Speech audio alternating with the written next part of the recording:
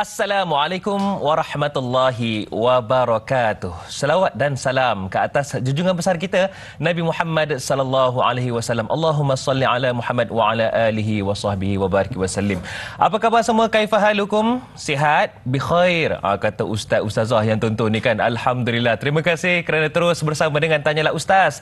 Biar tahu, jangan keliru. Seperti biasa dari dulu sampai sekarang dan insya-Allah selamanya, Tanyalah Ustaz kita bawakan topik yang berbeza-beza yang bertepatan dengan isu semasa pun ada, dan alhamdulillah kita tampilkan juga para ilmuwan kita yang berbeza latar belakang, namun tujuannya dan objektifnya tetap sama, iaitu nak menyebarluaskan ilmu untuk manfaat kita bersama. Dan alhamdulillah bersama dengan saya pagi ini Da'i Hadari. InsyaAllah saya akan temankan anda sepanjang Tanyalah Ustaz sampailah ke penghujung rancangan nanti. Dan topik hari ini sangat istimewa para penonton sekalian, juga berkaitan dengan isu semasa, dan insyaAllah pencerahannya dapat kita manfaat dan sebar-sebarkan. Cuma hari ini apakah topiknya Da'i Hadari?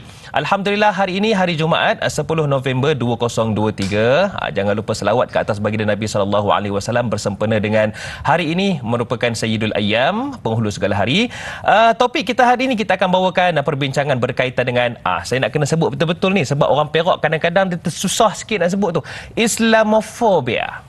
Alhamdulillah, sedap dengar kan. Alhamdulillah, Islamofobia, topik yang begitu dekat dengan isu semasa, dan pencerahannya bukan daripada saya.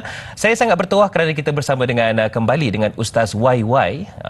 Ustaz YY tu Ustaz Yaqub Yusra yang mai daripada Kedah. Assalamualaikum Ustaz. Assalamualaikum warahmatullahi taala wabarakatuh. Apa khabar kita Ustaz Yaqub? Baik, alhamdulillah. Alhamdulillah. Ni bila sebut tentang Islamofobia ni bahasa orang Kedah ni. Jadi kita nak mungkin banyak pencerahannya yang Ustaz akan kongsikan Ustaz.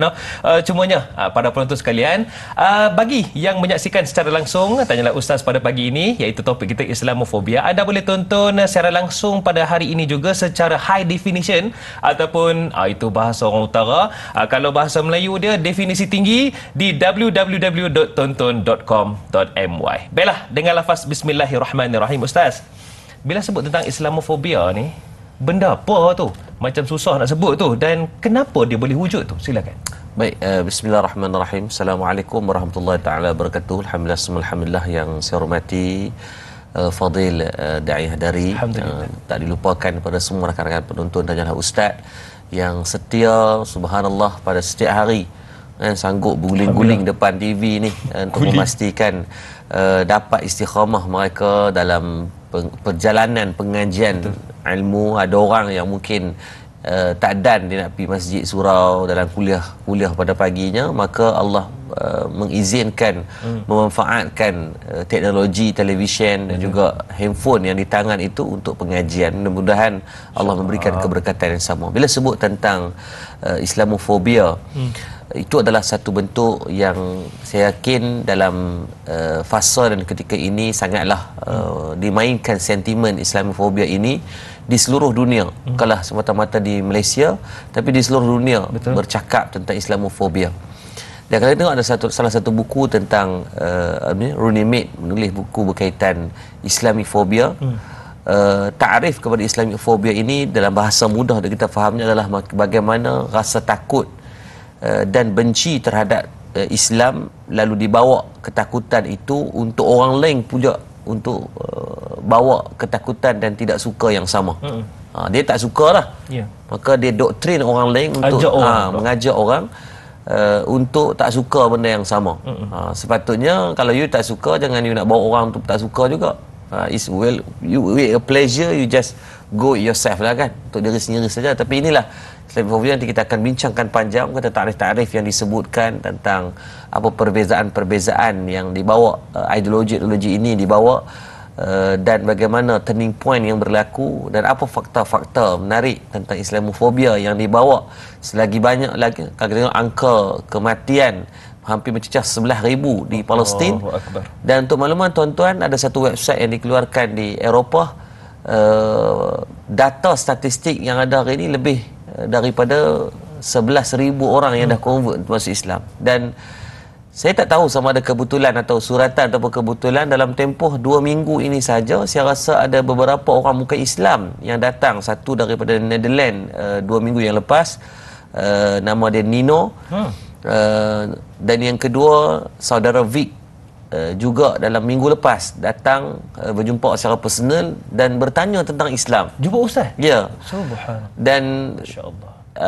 Dalam bulan lepas pun kita berjaya mensyahadahkan seorang daripada Sarawak, dan saya rasa ini lagi banyak ditanam kebencian, maka lagi harmoni hati tu didekati. Sebab tu orang tua-tua pesan dulu, jangan duk bergaduh sangat dengan orang. Ya. Kan? Takut jadi bini. Betul.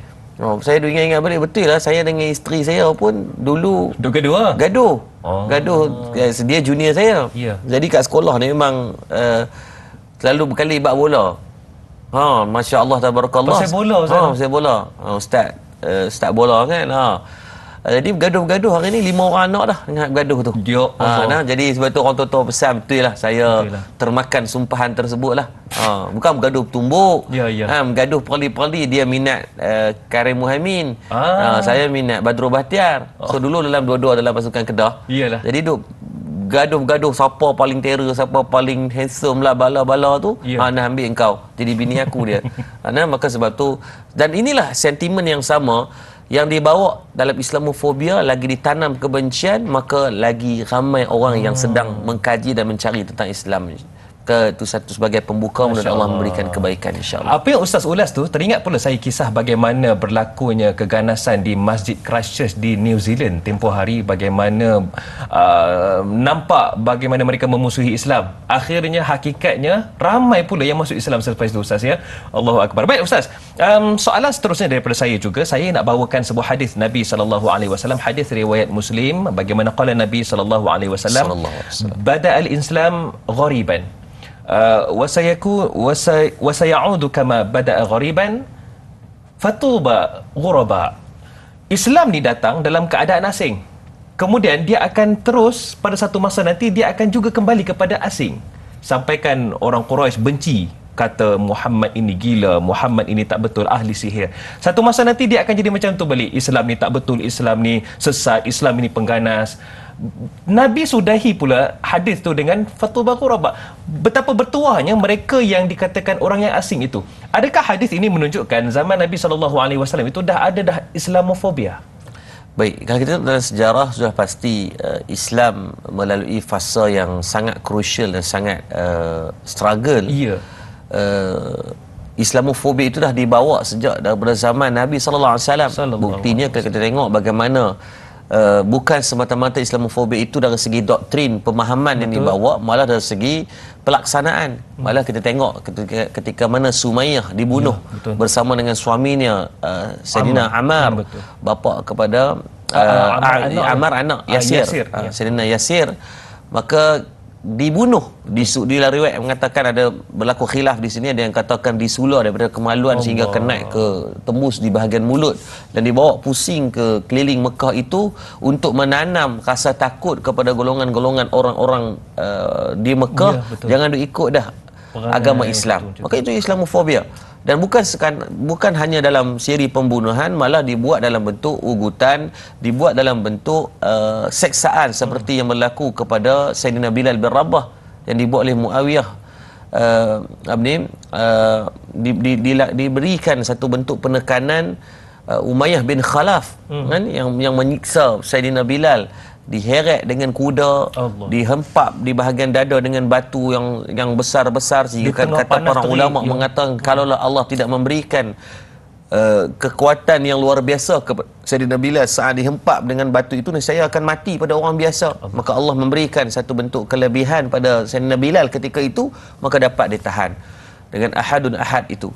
Maka ini adalah proses yang telah dibawa. Malah kita tengok dalam sejarah juga, sebelum berlakunya peristiwa hijrah, 2 tahun sebelum hijrah itu, umat Islam di Mekah itu dipulau, diboikot secara besar-besaran, dikeluarkan satu perkeliling, dikeluarkan satu undang-undang, tidak boleh bermuamalat ataupun berjual beli dengan umat Islam. Orang Islam ada duit tapi tak boleh nak beli barang. Kalau hang jual, hang siap kena stalak dai lah, kena macam-macam lah, benda pelik-pelik ni dia akan buat.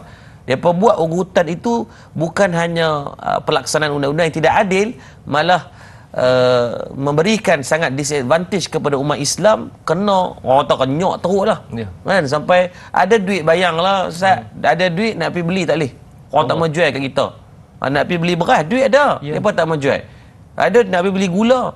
Kan kita tak boleh minum ayak kalau tak ada gula ni, ketak pala-pala kan. Maka nak beli tak boleh. Maka benda itu yang berlaku kepada umat Islam di Mekah yang membuatkan hati Nabi ni jadi gundah gulana, sehingga kan Nabi nak bawa diri ke kota Taif selepas punya kewafatan Siti Khadijah, pak saudaranya juga meninggal dunia. Maka membuatkan Nabi dalam keadaan yang down to the earth lah, orang kata dalam keadaan yang moral down lah, kena macam-macam tekanan-tekanan yang tertentu. Maka inilah fasa awal Islamofobia yang dibawa, dan bukan pada Rasulullah saja, malah kepada semua rasul-rasul yang terdahulu juga Allah datangkan dengan kebencian dan stereotip yang sama, memberikan tekanan-tekanan kepada agama-agama yang dibawa, yang diutuskan oleh Allah melalui rasul-rasul ini. Maka berbahagialah berdasarkan hadis yang disebutkan oleh sahabat saya tadi, adinda saya tadi, berkaitan bagaimana mulianya orang yang boleh isolate, berasingan mereka daripada kelompok-kelompok yang memusuhi ini. Jangan kita pula pergi jadi golongan tu pula yang kita duk susah hati lagi hak agama Islam. Kan, tapi perangainya macam Yahudi pula dah kadang-kadang. Kena cek DNA ni, takut kat hospital salah ambil. Waktu kecil-kecil tu ada orang Yahudi bersalin sebelah kita, takut kita ambil. Halah, sebab kita tengok dia orang duk sokong solidariti, dia pelekeh. Dia kata tu so duk puluh-puluh lah, tak menang juga. Ni tengok. Maka ni namanya ni Piramli kata Yahudi mabuk minum todi ni. Kan? Betul lah. Tengok keadaannya, maka yang ni yang perlu kita bimbang, yang kita akan bincangkan insya-Allah, mudah-mudahan. Allahu akbar. Saya teringat pula bagaimana disebutkan oleh Al-Fadhil Ustaz tadi berkaitan dengan peristiwa Ammi Huzni, kehilangan isteri tercinta, kehilangan bapa saudara yang disayangi juga, yang membimbing baginda Nabi. Diteruskan pula dengan peristiwa di Taif yang menyebabkan dalam hadis disebutkan capal Nabi penuh dengan darah. Itulah Islamofobia yang telah lama wujud, bukan sekarang sahaja, sejak dulu di depan baginda Nabi SAW. Baik Ustaz, Razali Zali di Facebook katanya, Assalamualaikum Ustaz dan Waalaikumsalam. Siapakah yang menyebabkan agama Islam ini agama yang ditakuti? Adakah orang Islam itu sendiri ataupun musuh-musuh Islam itu yang label? Ni kata Ustaz tadi stylek dari dahi ni. Yang kedua, adakah di zaman Rasulullah SAW dulu telah berlaku Islamofobia? Iaitu pun soalan mirip soalan saya tadi, dan ataupun adakah ia berlaku di akhir zaman saja? Silakan Ustaz. Baik, terima kasih kepada Abang Razali Zali kita untuk soalan yang sangat baik. Yang pertama berkaitan siapakah yang menjadi asbab dan punca kepada agama Islam itu ditakuti? Adakah daripada orang Islam dan musuh? Jawapannya dua-dua. Sama naik ya kadang-kadang. Yang pertama Allah sebut dalam Al-Quran daripada surah Al-Imran ayat 118, bercerita tentang bagaimana musuh-musuh Islam ni mau tak mau mereka akan bersatu untuk memberikan penentangan dan tekanan kepada umat Islam. Yang ni memang fitrah mereka dah. Memang beranak-beranak nak berkelahi dengan kita dah. Nampak kadang-kadang dia kata, mereka baik Ustaz. Dah ada. Allah sebut dalam Quran dah. Kata memang kebaikan itu adanya sisi-sisi advantage yang sedang mereka nak corner, nak tipu. Kalau kita tengok bagaimana dulu 1917 berlakunya peristiwa di bumi Palestin itu, perjanjian yang dibuat oleh British untuk dia bawa golongan-golongan Yahudi yang sedang dibunuh oleh Nazi dalam peristiwa Nazi, ada Adolf Hitler. Maka dalam keadaan tersebut dia pemain dulu muka sebek, muka dua kupang tu. Kan, kita pun bila tengok tu Allah nampak kesian, nampak laih sangat, tak ambil kan. Dia buat muka com tu lah, macam anak kita nak minta kita, mama nak aiskrim, dia buat muka macam nak. Bukan buat muka beria, dia buat muka sedih, mata kelipok-kelipok kan. Maka membuatkan kita ni rasa belas kasihan tu, rasa nak tolong mereka. Tapi dalam keadaan tu ada udang di sebelah mi tu. Allah. Kan, mereka akan tunggu ada kekuatan sikit, dia kuti sikit dia ambil kesempatan. Ya, ini Allah sebut dalam Al-Quran dan disebutkan dalam banyak hadis Nabi sallallahu alaihi wasallam. Itu dah memang perangai depa dah. Kalau tuan nak bincang jauh-jauh, memang itu hak dia. Memang golongan bukan Islam ini, maka mereka akan sedaya upaya memikirkan cara untuk menidakkan Islam. Itu yang pertama. Yang kedua, yang ni yang kita patut sesati adalah orang Islam sendiri yang memberikan satu bentuk teladan yang tidak baik. Kerana akhlak orang Islam. Kalau kita tengok bagaimana Aisyah ditanya oleh Abdullah Al-Jalali radhiyallahu anhu, disebut dalam kitab Syama'il Muhammadiyah Imam Tirmizi rahimahullah taala. Maka bila ditanya kepada Aisyah radhiyallahu anha bagaimana ke akhlak Nabi, kata Aisyah di antaranya wala yajzi bi sayyi'atin sayyi'ah walakin ya'fu wa yasfahu. Nabi SAW ni tak akan membalas kejahatan dengan kejahatan. Nabi tak akan buat jahat ke orang walaupun orang buat jahat pada Nabi. Tapi hari ni masalahnya kita, orang Islam buat jahat, orang tak buat jahat, kita buat jahat dulu ke orang. Kita dulu buat jahat. Kan kita yang menunjukkan statistik yang tidak comel untuk dakwah itu bergerak. Kalau kita tengok siapa yang faktor ni yang terlibat dengan dadah, pergilah pusat serenti. Tengok dalam penjara orang mana yang banyak. Tengok kes curi, kes rasuah, kes segala bentuk-bentuk hak merapu-merapu ni yang utamanya adalah kita lah orang Islam. Jadi too good to be true lah yang perlu kita pahit untuk berkata benar, tapi we have to accept lah. Pada saya kita kena telan sama-sama untuk kita perbaiki. Sebab tu main dengar kuliah begini dengan dengar saja, dengar kalau sentap sikit tutup TV.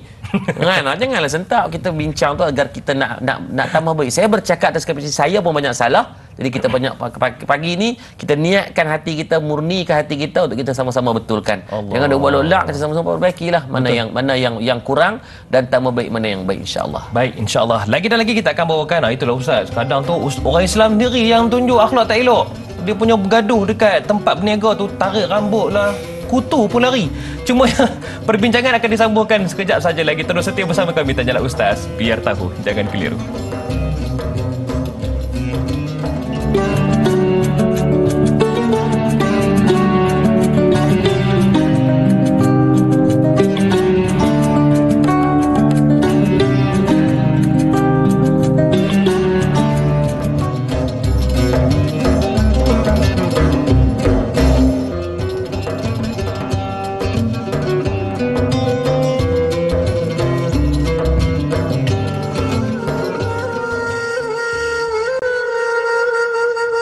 Bismillahirrahmanirrahim. Allahumma inna naj'aluka fi nuhuri a'daina wa na'udzu bika min shururihim.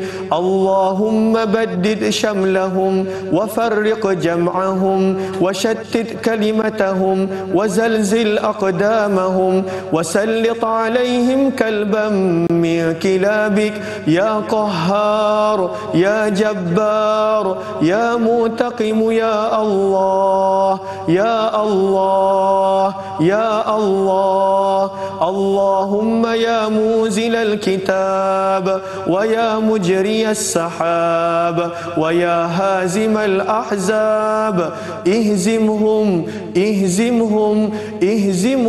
wansurna alaihim. Wa sallallahu wa sallam ala sayyidina Muhammad walhamdulillahi rabbil alamin.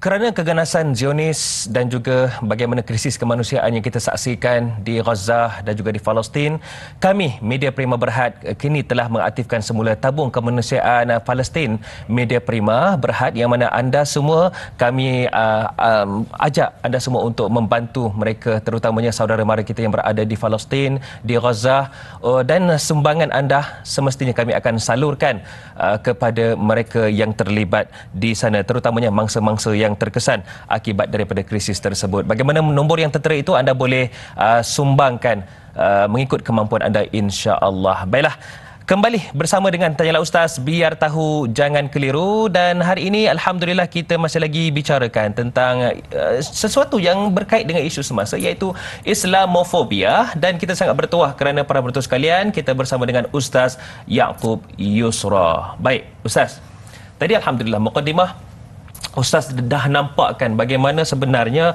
sejak zaman Nabi SAW lagi dah ada Islamofobia, dan sebenarnya Islamofobia ini juga boleh dikatakan jadi wujud kerana kesilapan ataupun sikap akhlak umat Islam itu sendiri. Beberapa soalan daripada Ruby Abu Bakar di Facebook katanya, apakah perbezaan antara Islamofobia dan juga freephobia? Ini saya pelik, freephobia ni apa pula ni? Okay. Kemudian yang kedua, macam mana nak pupuk minat generasi kanak-kanak ataupun generasi muda peringkat sekolah hingga remaja supaya cintakan Islam dan Al-Quran, terutamanya untuk menimbulkan rasa cinta kepada umat Islam di Palestin. Silakan Ustaz. Baik, terima kasih pada Kak Ruby Abu Bakar. Kita masya-Allah untuk soalan yang sangat baik. Yang pertama, kita fahamkan dulu apakah konteks Islamic phobia dulu. Dan Islamofobia itu, dari segi Islamofobia dari segi adalah satu istilah kontroversi yang merujuk kepada prasangka dan diskriminasi yang dibuat atas dasar kebencian dia kepada orang Islam ataupun agama Islam. Orang adalah satu subjek, agama adalah satu kefahaman yang dibawa untuk agama Islam. Dan merujuk istilah ni sebenarnya bukanlah benda yang baru. Islamofobia sebutkan tadi zaman Nabi SAW, mereka dah memang panggil huduh tu dah ada dah. Memang betul. Dia tak suka dah. Dan cuma kita ni banyak membincangkan dari segi istilah akademik ini, mungkin sekitar tahun 1900 di zaman kejatuhan kerajaan Uthmaniyah. Kan? Pada 1923-24 itu, dan ini adalah 100 tahun dah ni kalau nak ikut ni. Hampir genap 100 tahun. 24 ya. 24. Jadi berapa bulan lagi lah kalau ikut bulan Februari kan. Betul. Maka bulan Februari itu adalah bulan kejatuhan, genap 100 tahun. Maka dari segi prediction setiap 100 tahun itu akan ada imam mujtahid yang akan datang untuk nak tajdid secara asas lah. Setiap 100 tahun tu akan ada. Jadi kita tapi kita bukan menanti, saya lah. Walaupun saya tajdid. Bukan kalau ustaz, kalau saya lagi balik awal. Jangan. Jadi kita menanti-nantikanlah of course benda tu. Dan sejak daripada tahun 1990-an, 80-an itu Islamofobia itu dah dibawa, istilah Islamofobia itu dah dibawa-bawa.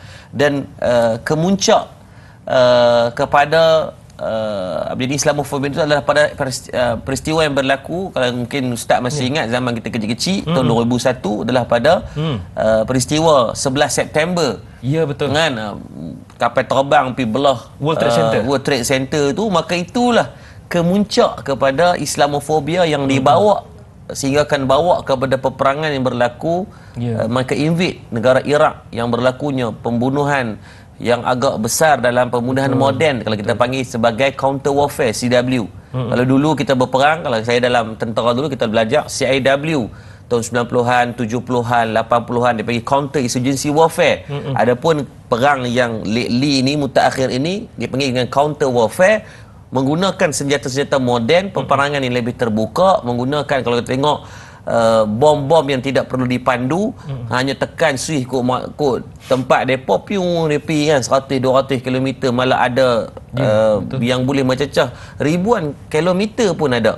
Canggih itu kecanggihan zaman-zaman kecanggihan. Maka kemuncak dia pada 11 September 2001 itulah Islamofobia ini dibawa. Itu dari segi istilah. Cuma dari segi mungkin limitasi pembacaan saya cuba cari freephobia itu saya tahu di mana dan apa istilah yang dibawa. Saya minta maaf. Saya tidak tahu apakah makna freephobia. Mungkin ada jawapan yang kalau ada saya akan cuba carilah kemudian. Daripada semalam saya cuba cari juga sudut rujukan-rujukan tu saya tak jumpa. Wallahu alam. Yang kedua, soalan Ustaz, kita nak menjawab soalan yang kedua ni. Kita nak raikan dulu pemanggil talian kita boleh, insya-Allah. Assalamualaikum. Waalaikumsalam warahmatullahi wabarakatuh. Ya, kami Hadari Ramli dan juga Ustaz Muhammad Yaqub Yusra bin Muhammad Yusuf. Saya Omar Abdul Majid dari Felda Kini Timur 3 Pekanbaran. Assalamualaikum Ustaz dan Da'i. Waalaikumsalam warahmatullahi wabarakatuh. Rindu nak dengar suara Haji. Apa khabar Haji, sihat ya? Alhamdulillah. Sihat orang tua biasalah. Kadang-kadang sakit lutut, sakit kaki dan macam-macam lah. Dia tak sihat macam orang muda. Jadi silakan Haji. Itulah puncanya. Jadi soalan saya begini Ustaz. Ustaz, sejak 1948 saya belum lahir lagi Ustaz. Apa yang berlaku di Palestin ini tak pernah habis. Betul. Tak pernahnya tamat. Berlaku terus berpanjangan. Soalan saya, apa sebenarnya punca perkara ini berlarutan begitu lama sekali? Dan kenapa perkara ini berlaku? apakah ini kerana pihak Zionis ni takut kepada negara Palestin itu atau bagaimana? Sedangkan mereka tetap berlaku tetap perangan ini tetap diserang juga walau bagaimana cara sekalipun. Saya nak tahulah hari ini apa punca sebenarnya tu. Kerana Islamofobia yang dicanang oleh pihak barat ni pun makin lama makin ditakuti pula dah. Sedangkan dia yang membenci Islam tu. Jadi saya tanya pagi ini, apa punca sebenar peperangan konflik di Palestin ini tak pernah selesai daripada saya belum lahir sampailah saya dah tua dah hari ini. Itu soalan saya, Ustaz dan Dai. Terima kasih banyak Ustaz dan Dai. Assalamualaikum. Waalaikumsalam warahmatullahi wabarakatuh. Satu soalan yang cantik daripada Haji Omar ni, mungkin selepas daripada peristiwa Nakbah, Islamofobia itu terus dicanangkan, tapi dalam masa yang sama bukan main lagi. Serang tu serang juga. Kalau Islamofobia sepatutnya lari ya, ni lagi serang. Apa puncanya Ustaz? Baik, dah memang disebutkan, saya kata daripada awal tadi, daripada Al-Quran, ayat Quran menceritakan bagaimana mereka ini tidak akan pernah puas untuk memerangi Islam itu walaupun dalam keadaan yang dah damai pun. Kalau ikutnya mereka datang tu sebagai tumpangan. Betul. Palestin tu adalah bumi yang berdaulat, negara yang berdaulat ketika mereka datang, bukan pada 1948. Sebelum tu lagi 1917 kalau ikut dari segi perjanjian yang dibuat, kerana dia fakta dia bermula daripada Perang Dunia Pertama 1914 ketika mana pembunuhan genosid secara besar-besaran di Jerman mencecah belasan juta orang-orang Yahudi dibunuh oleh kefahaman Nazi ketika itu Adolf Hitler. Maka British cuba menjadi hero menyelamatkan golongan-golongan yang masih sisa-sisa yang tertinggal ini. Maka di mana mereka nak letakkan? British ni cerdik. Mereka nak jadi hero tapi tak mau letakkan rumah mereka. Kan, pergi cari rumah orang lain. Dan atas keterbukaan Islam ini memang satu agama rahmat. Walaupun dalam tempoh peperangan kerajaan Uthmaniyah, kerajaan-kerajaan didokong oleh Islam ketika itu, walaupun Yahudi ni memang daripada zaman tu tok danduk nu nyenik nyang-nyang kita tu, zaman nabi-nabi yang terdahulu lagi mempanggil depa ni akan memusuhi, kita tahu. Nabi Musa pun pening Nabi Musa, Nabi Isa, Nabi Yusuf. Memang daripada panggil huduh tu dah berlaku dah. Tapi ya, kita tidak menjadikan fakta yang lama itu untuk kita hukum yang sekarang. Dengan harapan kita haraplah kok mereka ni nampak berjenis lah sikit, maka memberikan ruang dan peluang. Dan apa punca yang berlaku? Satu tu mempanggil nature Allah sebut dalam Quran dah. Yang kedua, mereka mendakwa Al-Aqsa itu. Kan? Al-Aqsa itu juga sebagai rumah suci mereka. Mereka mendakwa daripada zaman nyang-nyang mereka nabi-nabi terdahulu kan Yahudi yang membuka dan menjadikan Al-Aqsa itu sebagai adalah sebab kalau kita jadikan itu sebagai satu kiblat pertama kita. Masjid Al-Aqsa Allah sebut dalam Quran dalam surah Al-Isra ayat yang pertama. Mereka juga mendakwa benda yang sama. Sebenarnya tak ada modal dah pun. Dah tak ada tempat mai duduk menumpang lah, nampak kemas sikit. Kan ada balung kawasan nak belakang-belakang, nak duk support senjata, bagi duit, duk bagi segala benda mak nenek ni. Bila ada balung ni jadi kemas lah sikit. Kan? Kalau ikut haram tak kuat pun. Itu kan berani tak tahu mana, tapi hak belakang-belakang ni. Yang jenis mangkuk wal hayun ni. Depa-depa ni duk di kuasa-kuasa veto di belakang ni yang memegang mereka, yang duk sambut ni. Tu dia rasa kuat, rasa hebat. Tidak rebah, tolak rebah. Kalaulah kita tengok, kalaulah OIC, negara-negara Islam di sekeliling tu pakat buat memainkan peranan lah. Kalau kita tengoklah di bawah adalah Mesir. Di kiri dan kanannya Jordan. Di atasnya Turki. Itu semua negara-negara kalau pakat kutir seorang sikit Ustaz, menerap mereka, berguling, tak boleh nak buat apa. Tapi dah semua-semua masing negara-negara Islam tak ini bersatu. Sebahagiannya satu tidak bersatu dan masing-masing ada conflict of interest. Kan, ada kepentingan-kepentingan membuatkan yang kecil itu dia jadi macam barah.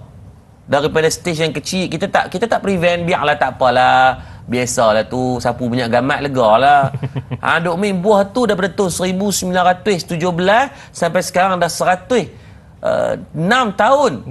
Peristiwa itu berjalan yang mengorbankan dah ratusan ribu daripada orang Palestin, orang Islam kita, hatta orang bukan Islam pun Dan tuan-tuan, daripada fakta ini 40% daripada kalangan kanak-kanak dan wanita. This is not the gentle.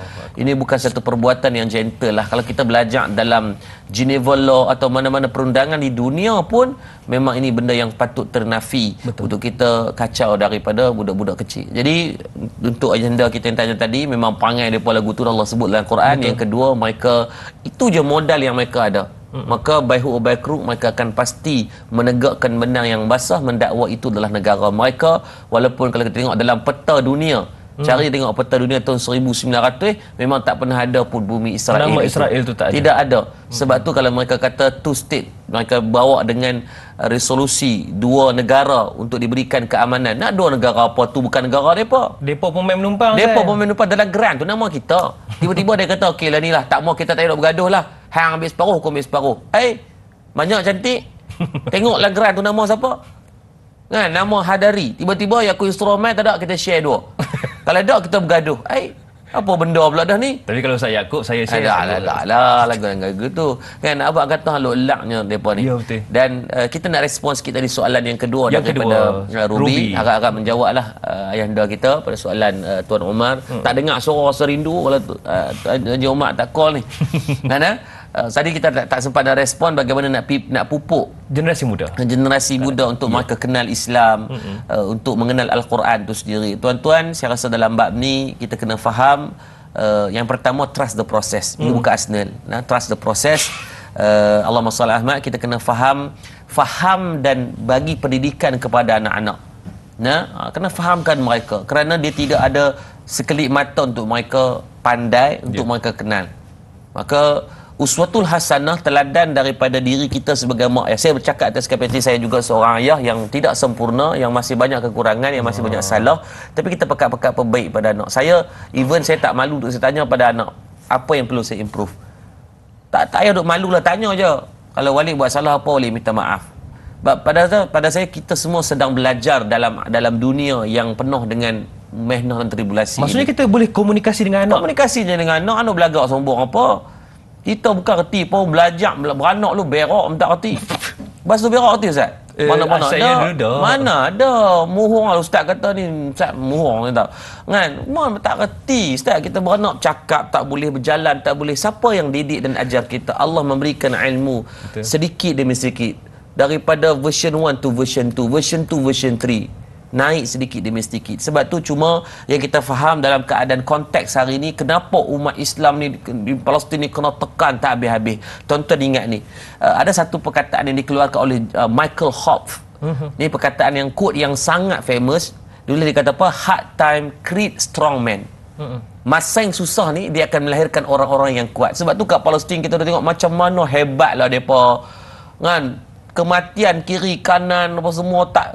Saya pernah duduk dalam medan perang Ustaz di Palestin di Mesir pada tahun 2012 ketika peristiwa Muzaharah. Saya sebagai pegawai yang dilantik oleh kedutaan untuk menjadi jaga keselamatan pelajar Malaysia.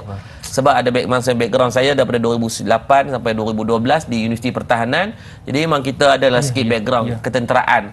Jadi waktu 2012 tu saya tengok depan mata Ustaz, orang mati, orang kena tembak, even orang kena tembak dengan sniper tak jauh dengan kita. Berbelah-belah orang kematian tengok depan mata Ustaz. Terus teranglah Ustaz, nampak berani Ustaz, penakut pahit. Waktu tengok kematian tu Ustaz, seminggu saya tak boleh makan nasi. Kotak kaki-kaki ni, tak boleh nak bergerak, tak boleh nak lari. Waktu tu saya ingat kematian depan tu lebih kurang depan abang cameraman kita lebih kurang ni kan, lebih kurang dalam 10-5 meter ni ya. Dia kena katok dengan cota dan kena tembak, pecah kepala, darah ni mana ni. Padahal depa tembak gas pemedih mata tu Ustaz. Orang pakat lari, kita tak boleh nak lari ni. Jadi kaku kulai, lembek. Baru kita tahu, cak ayam tu ya kita ni. Padahal waktu tu kalau sembang takbir ni Ustaz ni keluar anak tekuk ni. Ni keluar orang ni nak abang kata semangat. Lai duduk ke situ baru kita tahu Allah tak tahu mana pun. Tapi yang kita tengok tu hak kat Palestin tu, hak lagi kena bom lagi, dia pergi duk nak tolong. Kalau kita tobat lahum tak pi dah Ustaz. Lari tak cukup tanah lepas kena hantu Azan. Depa lepas kena bom pakat pi untuk apa? Nak tolong orang dalam tu. Kenapa? Yang ni disebutkan waktu yang susah melahirkan orang yang kuat. Allah. Betul, baca sejarah-sejarah. Betul. Orang-orang berjaya hari ni semua rekod depa apa dia? Ada anak Papa Mega Holding. Tak ada. Semua hak yang mengah holding ni, hak yang keluarga yang susah, yang payah, baca tentang Suichiro Honda. Sejarah hidup dia macam mana. Betul. Baca tentang dia ni Kentucky Fried Chicken. Betul. Baca tentang Jeff Bezos. Baca tentang ni tokoh-tokoh nama yang saya sebutkan, mereka ini melalui proses daripada yang susah dari melahirkan bawah. orang yang kuat. Cuba tengok dia punya cycle dia apa. Waktu yang susah melahirkan orang yang kuat. Dan dia kata apa lagi? Dia kata strong man will create a good time. Orang-orang yang kuat, yang dibawa orang yang cendekiawan yang bijak pandai ni, yang kuat cendekiawan pandai ni, dia akan melahirkan waktu yang baik. Negara yang kuat, murni, keharmonian. Good time will create a weak man.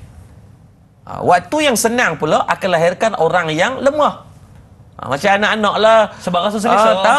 Anak nak pergi mana-mana main bola pun tak boleh sebab apa, takut calak kaki. Padahal kita zaman dulu mana ustaz kita main bola ustaz, mana pakai glove, tepih pakai tangan, tergeliat. Sentiasa biru kaki.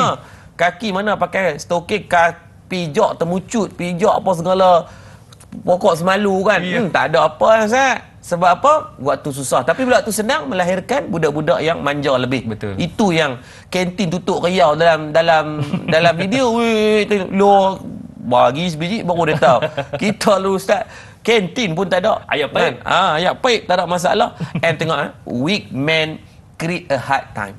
Baik. Orang yang lemah ni dia akan melahirkan waktu yang sangat susah. Ya. Dan waktu susah akan lahirkan apa pula ustaz? Orang yang kuat. Itulah cycle dia. Dan hari ini kita yakin dengan kesusahan di Palestin akan melahirkan orang-orang yang kuat, InsyaAllah, untuk memenangkan dan mengangkat martabat Islam. Mudah-mudahan La insya-Allah. yukallifullahu nafsan illa wus'aha. Allah tak akan memberatkan sesuatu yang diuji itu, melainkan ketika itu mengikut kemampuan dirinya. Baiklah, sekejap lagi Ustaz, banyak lagi kita akan sembang-sembang terutamanya tentang Islamofobia ini. Syaratnya kepada anda semua, terus setia tanyalah Ustaz, biar tahu, jangan keliru.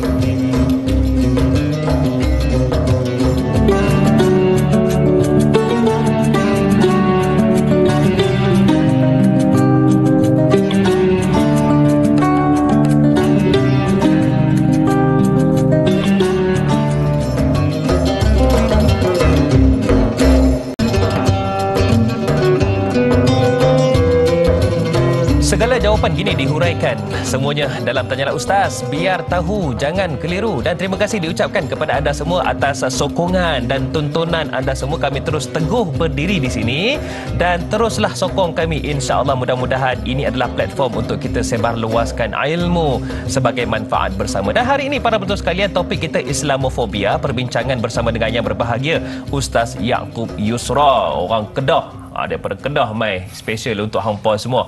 Baik Ustaz, soalan yang cantik juga daripada Saziatul Siddiq berkaitan dengan isu viral.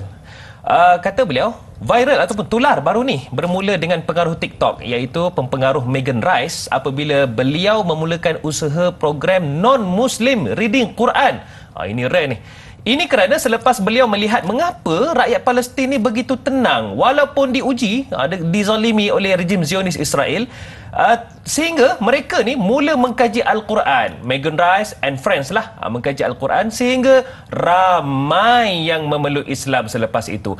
Apakah ini yang dikatakan hikmah di sebalik musibah membuatkan ramai dikurniakan taufik dan hidayah asbab segala musibah terjadi Ustaz? Mungkin Ustaz boleh kongsikan dulu siapa Megan Rice ni sebenarnya? Okey, baik. Terima kasih pada Ustaz Adari dan rakan-rakan penonton Tanyalah Ustaz yang masih setia bersama hingga hujung nyawa, insya-Allah. InsyaAllah. Yang pertama, Megan Rice ni adalah seorang aktivis kemanusiaan yang memang apa-apa isu penyelesaian kemanusiaan ni, beliau ni di antara orang yang sangat konsisten lah. Walaupun non-Muslim, tapi satu sikap yang patut kita ambil contoh, bahawa bagaimana caknanya beliau dan tidak ada konflik of interest. Dia tidak, bukan sebab ada sebab pengaruh ni apa, tak ada dengan pendirian beliau. Siapa yang berlaku adalah daripada mula 7 Oktober, serangan Taufan ataupun peperangan disebut dengan Taufan War yang berlaku di Gaza ini, di selatan Palestin. Maka membuka mata dunia untuk mengambil tahu tentang peperangan di antara Palestin dan juga Israel. Seperti mana perang yang berlaku Ukraine Rusia, seorang mula belajar dan mengambil tahu. Betul. So daripada perasaan ambil tahu Megan Rice ini, dia melihat fakta-fakta yang berlaku, video-video yang diviralkan, gambar-gambar budak-budak Tok Abdi ni terperangkap, putih tangan, putih kaki. Ada satu video yang dia ni tersepit, budak tu dah tersepit 5 hari, tapi tangan ni masih duk melindungi adik dia yang masih bayi. Dan ketika mana orang nak pergi selamatkan tu, dia kata boleh tak tolong selamatkan adik dia dulu. Sebab dia kata aku adik dia, padahal orang nak pergi selamatkan dia dua, tapi dia kata boleh tak utamakan adik dia dulu. Seorang kanak-kanak berumur 8-9 tahun yang sepatutnya kewarasan akal tu belum sempurna, tapi Allah bagi kemanusiaan yang lebih pada dia berbanding kita yang lebih dewasa. Maka membuatkan Megan Rice, dia kata apa, di antara cicipan awal ataupun tulisan awal beliau, dia kata apa, saya cuba memahami tentang bagaimana orang Palestin ini kekal berdaya tahan dalam keadaan mereka ditekan, tak relax punya. Rahsia kekuatan dia. Dia kata sebagai orang yang non-Muslim, dia kata dia nak tahu apa rahsia dia. Dan yang kedua, dia update pula berkaitan, dia kata well girls, that Islam, have you read the Quran? You should probably read the Quran. Dia kata bahasa mudah, dia kata saudari semua, dia kata itulah Islam. Sudahkah anda baca Quran? Anda patut baca Al-Quran. Dan video yang dia buat berkaitan, dia beli Quran, dia pegang Quran, dia cuba baca, translate Quran itu, mencapai sehingga kan 8.4 juta view ketika baru-baru ni. So membuatkan berlaku satu fenomena, sebabkan dia tu influencer. Betul. Dia bukan yang macam kita atau yang sendu bila post ada 2 like, satu kita like sendiri, satu lagi orang silap tekan like kan. Dah lah pakai fake account sendiri like status kan. Dia bukannya, dia ada orang yang ada pengaruh. Pempengaruh ni orang yang memiliki follower yang juta-juta orang ni kan. Ambil gambar selipar pun orang, cantiknya selipar, padahal selipar Jepun hak tandas kita masuk buat berak kencing ni kan. Tapi mereka ni orang yang berpengaruh. Sebab tu tuan-tuan sedang menonton, hati-hati yang Allah bagi follower ramai ni. Tuan-tuan buat apa pun akan trigger orang. Kalau tuan-tuan bagi contoh yang buruk, maka sebanyak mana orang mengikut keburukan tersebut, tuan-tuan akan dapat saham dia. Tapi Megan Rice ni digunakan untuk menyebar misi kemanusiaan, bukan misi dakwah. Tapi bayangkan 10 juta yang menonton tadi, let's say 10% from them start trigger untuk nak beli. Sebab dia ajak, dia kata hampa patut baca Quran. Membuatkan di Eropah Quran dibeli oleh orang non-Muslim begitu ramai. Dan fakta itu dikeluarkan dalam satu website di Eropah, mengatakan seolah-olah berlaku lagi ditekan, lagi keluar cahaya Islam, kewangian ataupun keindahan Islam daripada pada sudut pandang orang ramai. Dan itu kata peranan Megan Rice. Palung-palung jangan nak buat macam orang bukan Islam baca Quran, palung-palung jangan nak buat leceh sampai tak baca Quran pula kan, salin kulit dengan depa pula dasar lagi. Maka sepatutnya kita lebih mendekati dan faham tentang Islam. Dan kita tengok sejarah membuktikan. Ini sejarah. Salah satu tokoh Dr. Hoffman. Tuan-tuan balik tengok tentang Dr. Hoffman ni, bagus, dia menulis 2 buku. Selepas dia masuk Islam lah. Sebelum ni dia adalah seorang duta besar Jerman di Morocco dan juga di Jazirah Arab. Dia still ketika tu non-Muslim lah. Dia orang Jerman. Dilahirkan pada tahun 1931. Lama lah dia sebagai kedutaan. Ini orang yang besar lah, mewakili kerajaan, government to government. So apa yang berlaku adalah lagi banyak dia mengkaji tentang Islam. Di Morocco lah negara Islam, di Jazirah itu dan Arab Saudi itu juga negara Islam. Walaupun dia bukan Islam, tapi dia belajar tentang budaya, tentang selok belok tentang Islam. Walaupun masih kekal sebagai agama dia Kristian Katolik, tapi pada tahun 1982 80 menjadi turning point. Beliau mengucapkan kalimah syahadah. Dr. Hoffman ini, tuan-tuan boleh baca buku. Setelah dia masuk Islam, dia menulis buku tentang Journey to Mecca, dan yang kedua dia tulis buku tentang The Alternative is Islam. Ni boleh cari buku ni, agak baik segi bacaan, bagaimana perjalanan beliau Journey to Mecca itu, perjalanan hidup beliau untuk mendapatkan hidayah. Dia convert kepada Islam. Dan yang kedua, The Alternative, bagaimana dia kata Islam ni the only agama alternatif untuk memberikan keselamatan di dunia ini. Maka kalaulah sejarah membuktikan sedemikian, yang bukan Islam dekat dengan Islam ini, apabila mereka mengkaji tentang Islam, maka sepatutnya kita hak beranak-beranak Islam ni lagi-lagilah kena ambil tahu Ini sampai kepala ekor apa pun tak tahu. Mayang pun rukun tak reti lagi, memang hantu raya lah panggil. Kan? Quran pun tak boleh baca lagi. Santai. Saya di Mesir dulu Ustaz. Saya pernah jumpa orang bukan Islam yang dia belajar waktu saya sambung master di Maftuh Kahirah ni. Memang dalam kelas tu dia belajar master in Quran. Allah. Tapi non muslim. Tak boleh brain kepala otak kita Ustaz. Banyak macam kita lah tiba-tiba belajar kita Yahudi. Takkah kena kecam? Betul. Kan? Tapi dia tidak menjadikan itu sebagai kecaman. Wah, kita pun rasa friendly dengan dia. Sebab dia nak kenal tentang Islam. Baik. Atas apa agenda pun pada kita, we not judge. We start friendly and learning together lah, insyaAllah. Mudah-mudahan. InsyaAllah. Michael H. Hart, seorang penulis barat yang begitu hebat, telah menulis dalam bukunya iaitu 100 Most Influential Person in the World. 100 orang paling berpengaruh di dunia. Amat mengejutkan, di tempat pertama yang paling berpengaruh di dunia menurut penulisannya, Muhammad sallallahu alaihi wasallam. Baik, lagi dan lagi kita akan bincangkan. Terus setia Tanyalah Ustaz, biar tahu jangan keliru.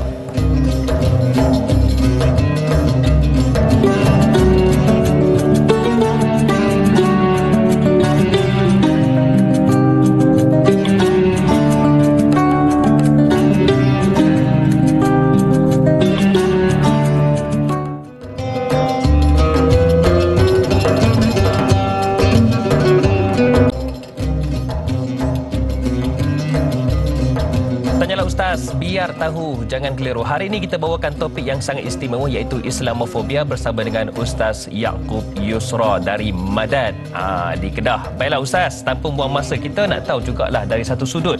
Bila sebut tentang Islamofobia ni, propaganda barat ni macam-macam Ustaz. Dia pertekan kita, dia tuduh fitnah kita macam-macam. Bahkan kalau tak ada berita, dia create berita. Jadi kita nak tahulah imej Islam ni macam-macam lah akan tercalar. Di pihak Madad sendiri, ada tak program ataupun usaha pusat komuniti Islam nak mengelakkan negative thinking daripada pihak-pihak yang terlibat ni, mungkin Ustaz boleh kongsi? Baik, sebab tu kita bawa dengan dasar keterbukaan untuk di Madad ini, we are welcoming siapa-siapa pun untuk datang, daripada kalangan orang kanak-kanak, remaja, dewasa, orang tua-tua, orang mati pun kita tunggu tu pemain tu, ada hang cangkul. Bukan dekat dengan orang, dengan binatang-binatang sekali. Kan ada rumah kucing, ada lah ni kuda, kita duk masuk berbelah-belah ekor kuda. Oh, dah ada kuda lah. Kuda alhamdulillah, mai boleh, tak ada hal. Gajah dengan rimau tu pun sebab tak boleh buat mai. Kalau buat mai tu buat mai dah. Pada saya dakwah ini jangan eksklusifkan dia kepada golongan-golongan tertentu. Sebab tu daripada zaman penubuhan 2018 lagi Madad ini tertubuh, memang kita duk buat program-program yang orang kata macam pelik. Kita pernah buat tournament Beyblade Ustaz. Habis 7 periuk pecah. Budak-budak mai. Orang seronok depa mai. Kita buat ni klinik bola sepak, kita buat klinik memanah. Kita tengok dalam gambar tu baru ni kita buat e-football. Budak-budak main PES dengan FIFA online. Kita buat liga penalti, kita buat PUBG online. Pertandingan PUBG Ustaz, 4,800 orang menyertai. 4,800 meninggal. Kita nak buat liga menatang apa 4,000 ni kan, terpaksa kita buat sampai sebulan program tu. Tapi seronoknya apa, kita letakkan undang-undang dia sebelum start tournament, setiap malam kena baca surah Al-Mulk seramai-ramai. Daripada 4,000 yang sertai itu, berapa ramai dapat faedah, sehingga ada yang boleh hafal surah Al-Mulk dengan hanya setiap malam dia baca. Maka sebab tu when we cannot beat them, we try to join them. Waktu mana kita tak boleh nak melawan dengan budak-budak muda ni, akan ada jenuh Zat. Lepas tu gadget ni adalah makanan mereka. Maka kita try untuk berkawan dengan mereka. Hasilnya apa yang berlaku adalah, kalau tuan-tuan tengok di Madad sendiri, gerakan yang berlaku untuk hang cangkul, hang cuci, sukarelawan ketika berlakunya banjir di Seri Muda, di Johor, di Terengganu, di Pahang, kita di Madad saja mampu menggerakkan lebih dari 1,000 keanggotaan sukarelawan daripada anak-anak muda. Daripada Madad saja. Hantarkan 1,000 orang lebih. Kita hantar dalam proses dalam tempoh setahun lebih ni. Baru ni banjir. Depa turun paling awal. Ayak tak ada nak, depa sampai dulu. Punya semangat mau kata kita tak rupa anak muda ni. Malas nak mampu kita. Kan? Tunggu banjir dah surut tak memang lagi. Bila nak pergi ambil gambar. Bantu orang 2 minit, ambil gambar 4 jam setengah. Bukan tak marah, pilah buat, tak ada masalah. Nak abang kata raikan sebilangan daripada kalangan, daripada orang muda, orang tua ni, kerana mereka masing-masing ada kelebihannya. Even kita pada bulan 12 ni, kita buat satu penganjuran program Himpunan Maknyah Malaysia. Bukan nak suruh pakat jadi maknyah, bagi sebiji lagi kot. Nak abang kata tak mau just ni, golongan-golongan maknyah ni pun kita bagi mereka peluang dan ruang yang sama untuk mereka ada ruang untuk mereka berubah. Jadi kita panggil mereka yang dah berhijrah, yang ni kita buat program 3 hari 2 malam. Kepada saya, syurga itu terlalu luas dan semua orang layak untuk masuk. Belum tentu saya pun belum tentu dapat masuk, Ustaz Hadari pun belum tentu dapat masuk, dan tuan-tuan yang menonton ni pun walaupun setiap hari tengok Tanyalah Ustaz pun belum tentu kita layak untuk masuk lagi. So pada saya, kalaulah dengan rahmat Allah ini Allah boleh bagi siapa masuk pun kita usahakan sama-sama. Buatlah pun benda kebaikan pun. Tuan-tuan ni saya nak ajak tuan-tuan buat baik tuan. Pagi ni tekan butang share. Ya. Itu pun kalau kedekut tiada orang masin, tuan-tuan nak sembang apa ni? Kan? Tekanlah butang share ni, ada 1,500 orang kan. 1,600 orang sedang menonton di FB ni. Buatlah satu bentuk kebaikan, disiplinkan diri. Setiap hari tekan butang share. Rasa satu kekurangan dalam diri tuan-tuan. Kalau tuan-tuan dah istiqamah buat sampai 40 hari tak pernah tinggal, tuan-tuan jangan try rasa. Kalau sekali tak buat, tuan-tuan akan rasa something wrong somewhere. Ya. Ustaz, cuma kita nak tahulah, bila sebut tentang Beyblade tournament, main PES lah, main PUBG lah, bola pula lah, bantuan pula kemanusiaan dan macam-macam lagi difahamkan, ada masjid pula, itu pun pakai kos. Kami ni nak membantu Madat untuk segala, untuk menampung tu, jadilah juga saham kami. Macam mana cara nak membantu Madat tu, Ustaz? Baik, kalau tuan-tuan tengok Madat ni, walaupun kita baru 4 tahun kita beroperasi, tapi Alhamdulillah dari segi perjalanan dan blueprint tu kita jelas.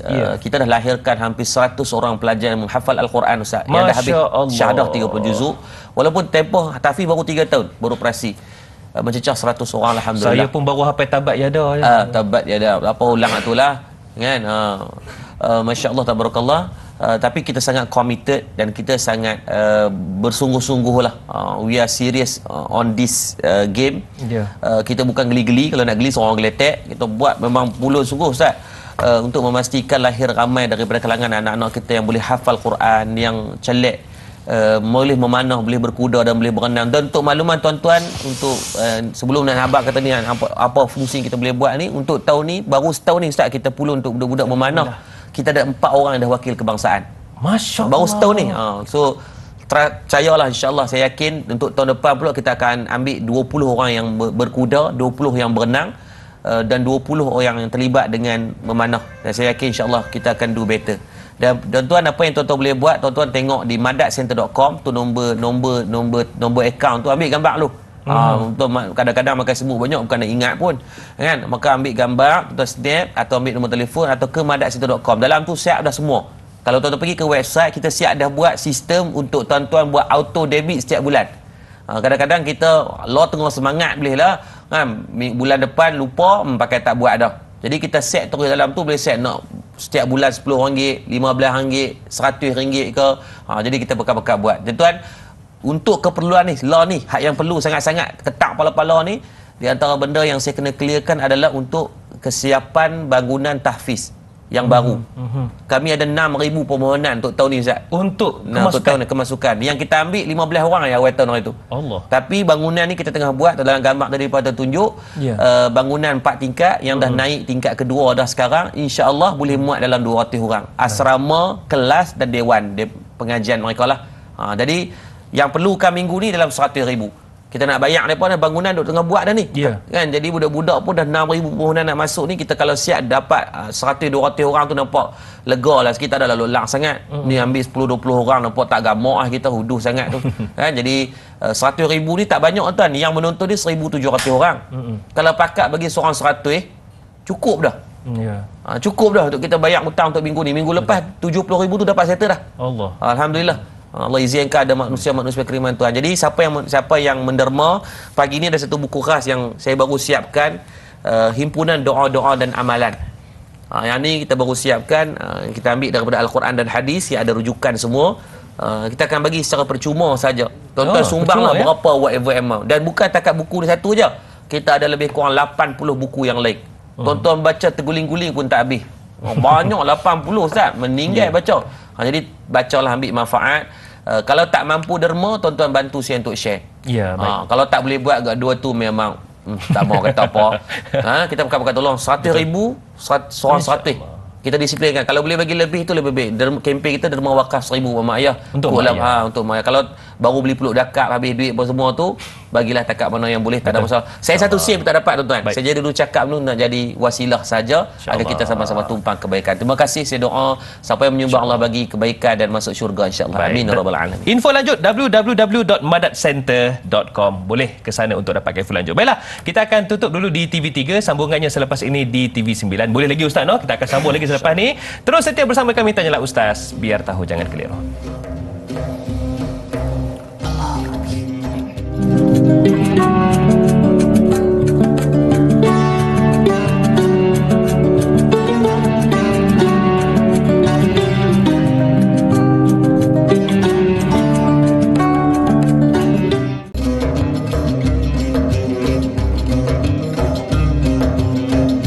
Segala yang terbaik kami sajikan buat anda, terutamanya di saluran ataupun rangkaian Raudah di TV3 dan juga TV9.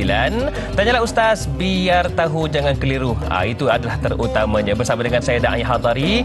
Dan kita nak ucap terima kasih lah, nak kredit kepada yang menonton, terutamanya sahabat handai kita yang berada sekarang ni. Para penonton kami ada di Batam, Riau, Indonesia, kota di sebelah Bandung pun ada. Ada juga sahabat handai kita yang berada di Singapura, di Woodlands, kemudian ada juga di Bandar Seri Begawan di Brunei. Tambahan pula difahamkan ada yang komen beliau turut menonton di selatan Thailand. Terima kasih kerana menjadi sahabat Tanyalah Ustaz, biar tahu jangan keliru. Dan hari ini para penonton sekalian, topik kita Islamofobia bersama dengan yang berbahagia Ustaz Yaakob Yusra. Baik Ustaz, kalau ikutkan bola sepak dah masuk second half dah ni, separuh masa kedua dah ni. Sebelum kita nak bawakan lagi soalan daripada sahabat handai kita di Facebook, saya nak tanya satu soalan lah Ustaz. Ini nak mencerminkan akhlak Islam yang baginda Nabi dah ajar dulu. Dalam Islam, kita dilarang untuk mempersendakan ataupun menghina sembahan agama lain. Padahal kita berada di jalan yang lurus, tapi kita dilarang untuk mempersenda dan juga menghina sembahan agama lain. Dari sudut akhlak, mengapa ia diajarkan? Dan adakah ini juga kalau kita betul-betul amati boleh mengelakkan Islamofobia itu? Silakan Ustaz. Baik, salah satu di antara akhlak yang ada pada baginda Nabi sallallahu alaihi wasallam itu adalah lam yakun fahishan wala mutafahishan wala sakhaban fi aswaq. Masya-Allah. Nabi ini tidak ada satu perangai keji dan Nabi tak menyebarkan kekejian, perangai tak elok ni kepada orang dan tidak akan menyakiti orang. Dan dalam asas Islam itu sendiri, dalam maqasid syariah kita diajarkan di antara prinsip asasnya adalah menjaga keharmonian juga agama itu sendiri. Bukan hanya untuk kita nak jaga agama kita, tetapi menjaga agama yang ataupun ideologi yang dibawa oleh orang lain yang mereka boleh bernaung dengan baik di bawah kita. Sebab tu kita tengok ini fakta menunjukkan mana-mana orang minoriti, bukan minoriti agama lain apabila bernaung di bawah negara Islam aman. Tenang. Aman. Malaysia, Indonesia. Tetapi apabila negara-negara, tapi dia Ustaz tu kalau kita tengok di negara-negara luar, yang mereka duk kena ni kebanyakannya adalah daripada orang luar mereka kacau. Betul. Kan? Libya, Iraq, Iran, Afghanistan. Siapa yang duk mereka kacau? Bukannya mereka sama-sama, mereka bila dah bergaduh, berperang macam ni, barulah ditinggalkan dalam keadaan negara yang dah habis segala maknanya, berpecah belah, dan memang akan teruk lah. Dulu ketika mana di Mekah dan Madinah, golongan-golongan Bani Khuraizah, Yahudi Bani Nadir, mereka aman di bawah Islam. Tapi siapa yang berkhianat? Mereka yang khianat. Betul. Melanggar perjanjian. Memang Nabi SAW kenapa dari segi menjaga konteks untuk jangan kita hina, jangan kata hina dari segi agama dia, hina orang pun tak boleh. Lepas tu kata Islam ni datang sebagai agama yang dibawakan dengan ihsan. Dia datangkan dengan untuk kita ini bermuamalat dengan baik dengan orang lain. Maka apatah lagi dalam benda yang sensitif adalah soal keagamaan, maka ini satu bentuk benda yang dididik dalam diri kita oleh baginda Nabi sallallahu alaihi wasallam untuk kita ini sekali-kali tidak untuk memberikan teladan yang buruk, apatah lagi pada unsur keagamaan dia. Dia kata ustaz dia tu menari macam ni, pakai macam ni, cucuk macam ni kat kiri kanan apa semua. Itu adalah soal kepercayaan mereka. Dan biarkan mereka selagi mana tidak mendatangkan mudaratnya pada kita. Dia memang bukan cucuk hang pun. Yang duk kalutnya siapa? Kan? Maka biarkan tak apa selagi mana tidak kacau. Maka keharmonian itu perlu dijaga. Betul. Kerana kalau Malaysia ini sudah pastilah negara yang berbilang 60% orang Islam, 40% adalah non-Muslim. Maka pada saya Perlembagaan Persekutuan Tanah Melayu 1944 itu dah jelas menunjukkan mereka bersetuju Islam sebagai agama persekutuan, mazhab Syafi'i itu sebagai pegangan dari segi fiqahnya, Asy'ariyah itu adalah sebagai tauhidnya. Tapi adakah yang lain itu apabila berkhilaf itu menjadi satu kesalahan? Jawapannya tidak. Cuma kita meraihkan. Seperti mana Imam Malik boleh meraihkan ketika duduk dengan Imam Syafi'i. Imam Syafi'i boleh duduk dalam keadaan boleh ikram bagaimana apa yang dibawa oleh Imam Malik. Maka itu juga saya rasa perlu dibawa oleh kita semua. Kita melakukan kesalahan, kita betulkan. Jangan duk attack orang, jangan duk memperlekeh, mempersenda-sendakan agama lain. Sebab dia simple je, bila tuan-tuan buat ke orang akan buat balik. Betul. It's not what you give you get back, what you give you get more. Kita buat persendakan agama orang lebih orang senda agama kita koyak pula. Betul. Kita marah pula. Habis yang kita buat ke orang, maka simple dalam kehidupan, jangan buat ke orang takkan buat kat kita. Baik. Kerana kalau ada kesalahan minta maaf. Pernah berlaku pada Nabi SAW dibawa ataupun diperarakkan bagaimana mayat ataupun yang telah meninggal itu adalah Yahudi dibawa depan Nabi SAW dan para sahabat berada di tepi baginda Nabi SAW. Lalu baginda berdiri. Ditanyakan oleh Abu Bakar As-Siddiq, "Wahai Rasulullah, mengapa kamu berdiri?" Kerana Nabi SAW menghormati walaupun yang mati di depan, yang dibawa depan Nabi itu adalah Yahudi.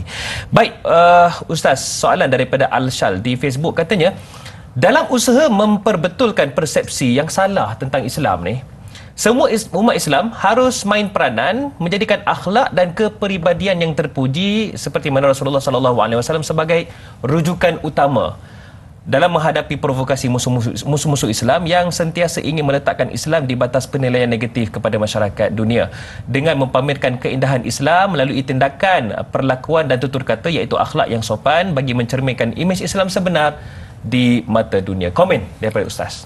Baik, yang pertama sudah pastilah uswatul hasanah ini adalah tidak ada tolak bandingnya. Betul. Yang perlu dibawa oleh semua orang. Kerana pakaian utama yang orang pandang hari ini, kenapa Islamofobia itu menarik ramai orang yang masuk Islam di Eropah? Kerana di Eropah itu walaupun minoriti Islam itu, mereka menggayakan dengan gaya Islam yang sangat utuh dan komprehensif, yang mana orang tengok tu rasa comel, cantik untuk mereka ikut dengan pakaiannya, dengan santunan budi bahasanya, dengan percakapannya, dengan knowledgeable-nya. Bukan jenis orang Kedah panggil senoi. Nampak macam tarti mendatang apa dak, dia pun pandai. Orang yang cendekiawan, orang yang bijak pandai. Maka bayangkan dengan adanya education, adanya style yang dibawa itu tidak nampak. Kalau dulu kita nampak orang-orang yang sebar dakwah ni jubah pun bau Isnin Khamis Jumaat, haram serika pun dok, kita tengok tu dia wuduhnya. Takkan ini Islam kan? Tapi lah ni tidak. Even kita tengok orang yang duk berdakwah kayak duk mai kawan-kawan tabligh kita pun nampak kemas depa. Kan kita tengok tokoh-tokoh seperti mana Maulana Helmi. Kan kita tengok subhanallah pakaian dia tu dengan wibawanya, cara beliau berjalan, cara beliau mendekati, cara beliau bercakap, itu menarik orang untuk dekat dengan mereka. Betul. Maka itu maksud kata dakwah ini perlu dikemaskan dengan comel.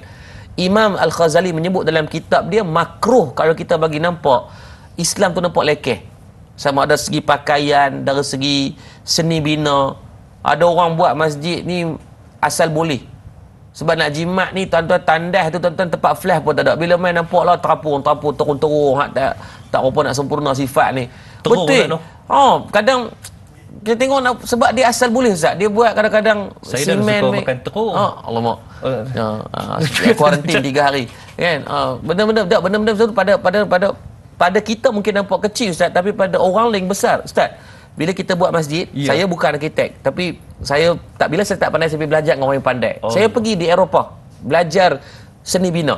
Tengok, dan saya design masjid tu nampak macam kotak 4 segi, biskut kering 4 segi tu ya.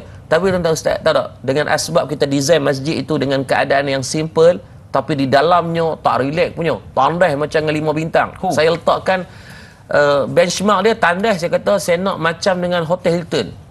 Pening arkitek kata, biar betul ustaz, saya kata saya nak. Kenapa? Itu adalah seni bina Islam. Ni masjid, takkan nak buat cak ayam. Betul. Kalau R&R hang boleh buat bagi elok. Habis masjid, tempat yang paling mulia itu rumah Allah. Betul. Ustaz tahu tak, baru ni daripada Jepun daripada New Zealand terbang daripada Jepun semata-mata nak tengok tandas kita. Sebab nak tengok tandas saja. Nak tengok tandas. Dan tandas jadi tempat dakwah pula dah. Cuma jangan berkata dakwah dalam tandas pula dan dengan berak pula kenang. Hai, dia belah sana kita belah sini dah. Nak abang kata apa, dengan seni bina itu boleh menarik orang untuk kenal Islam. Apatah lagi pada tubuh badan. Sebab tu saya pernah bercerita pada tuan-tuan berkaitan bagaimana orang bukan Islam, Cikgu Param, kisah Cikgu Param datang. Dia ni mak ayah abang dia meninggal dunia ketika Covid 2020. So dia tak ada adik-beradik langsung, sebatang kara. Sampailah peringkat dia kata, ustaz saya pernah fikir nak bunuh diri. Melalui sahabat saya Cikgu Farid Saleh, dia cerita tentang Cikgu Param. Saya pergi jumpa Cikgu Param, saya kata, cikgu, saya tahu cikgu dalam keadaan hati yang tak tenang apa semua. Dia salahkan dirilah sebab dia tengah koma, dia tengah ditidurkan waktu tu, sedang-sedang mak ayah abang dah tak ada. Dia seorang. So dia kata biar dia mati tak apa. Waktu tu saya kata tak apa cikgu, kalau you rasa tak okey, you datang. Alhamdulillah berbulan-bulan duduk di tempat saya, di madrasah saya. Walaupun sebagai non muslim, dia minta untuk dia berkhidmat. Jadi mengajak bahasa Melayu. Dia adalah guru mengajak bahasa Melayu. Dan sekarang bekerja di Hospital Melaka, alhamdulillah, dalam bahagian untuk derma darah ni. Dan pendekkan cerita, saya pesan pada staf, banyak kali saya selalu mesej kat semua staf, saya kata layan Cikgu Param macam adik-beradik kita. Layan dia macam adik-beradik kita. Ajak dia makan, santuni dia, bukan sebab kita nak paksa dia masuk Islam, tidak. Tetapi santuni dia sebagai akhlak sebagai seorang kita muslim. Kita kena tunjukkan akhlak muslim. Alhamdulillah dalam tempoh 2-3 bulan dia duduk dengan saya ingat lagi pada tengah malam dia mesej, dia kata, ustaz, bila tak saya nak syahadah masuk Islam. Masya Allah. Menangis saat malam tu. Bila saya dapat mesej tu, alhamdulillah, saya kata, saya tidak pernah memaksa dia. Tak mana ni pun saya abang, cuma kat dia, cikgu datang dan belajarlah, mendalami, kalau rasa ni teruskan. Dan bila malam tu saya kata tak apa cikgu, saya akan dapat antara sebelah untuk kita terus syahadah. Masya-Allah. Alhamdulillah. Pada beberapa minggu selepas tu saya khutbah Jumaat, saya bawa dia dan saya terus syahadahkan dia, bersaksikan ribuan orang yang ada di masjid di Sungai Lalang, di Sungai Petani. Alhamdulillah hari ini Cikgu Param di antara seorang yang sangat kuat dari segi kefahaman agamanya, puasa dia tak tinggal, semayang pun dah dalam keadaan dia tambah baik, pengajian Islam pun dia sentiasa konsisten untuk belajar, menulis tentang Islam dan sebagainya. Maka mendepanilah dengan akhlak sebagai seorang muslim yang baik. Pakailah dengan pakaian yang menunjukkan akhlak kita sebagai seorang muslim, bercakaplah sebagai seorang muslim. Saya pun siasa ada keculuparan, kadang mulut-mulut saya terkeluar benda yang tak elok ni, saya minta maaf, saya siap. Mungkin ada benda yang mungkin buat orang sakit hati, itu kesalahan saya. Tapi jangan dihukum dengan kesalahan saya itu kepada konteks yang besar, itu agama Islam. Wallahu a'lam. Itu dia satu kisah yang begitu memotivasikan, satu kisah daripada jutaan kisah di seluruh dunia, bagaimana Islam itu sebenarnya agama yang benar, dan hati kalau terdetik ke arah kebenaran, tak akan ada satu yang mampu untuk menghalangnya. Baiklah Ustaz, kejap je lagi saya nak tanya berkaitan dengan Islam dan mata pedang ni. Boleh Ustaz dah? Kejap lagi. Terus setia, tanyalah Ustaz, biar tahu jangan keliru.